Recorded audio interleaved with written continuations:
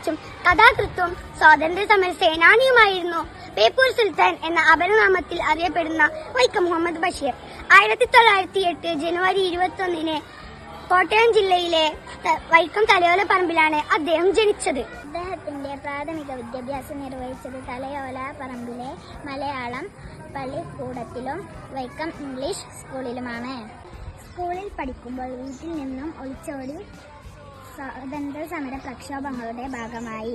ഉപ്പ് സത്യാഗ്രഹത്തിൽ പങ്കെടുത്ത് ജയിൽവാസം അനുഭവിച്ചു. 1970 കേന്ദ്ര സാഹിത്യ അക്കാദമി ഫെലോഷിപ്പ് നൽകി.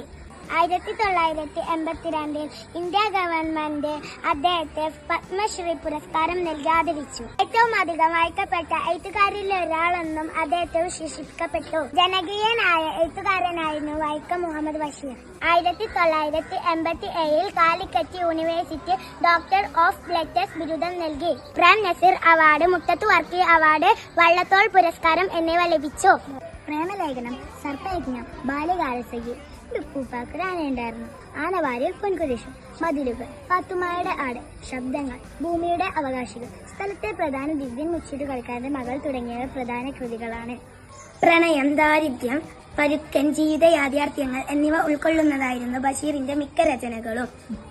തന്റേതു മാത്രമായ വാക്കുകളും ശൈലികളുമായിരുന്നു അതുകൊണ്ട് അദ്ദേഹത്തിന്റെ രചന രീതി ബഷീറിയൻ എന്നറിയപ്പെടുന്നു.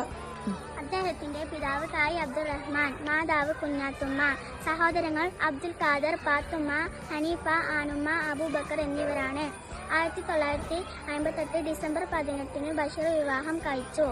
ബഷീർ വിവാഹം കഴിച്ചത് ഫാത്തിമ ബീബിയെ ആയിരുന്നു. അവർ ഫാബി ബഷീർ എന്നറിയപ്പെട്ടു. മക്കൾ ഷാഹിന, അനീസ്.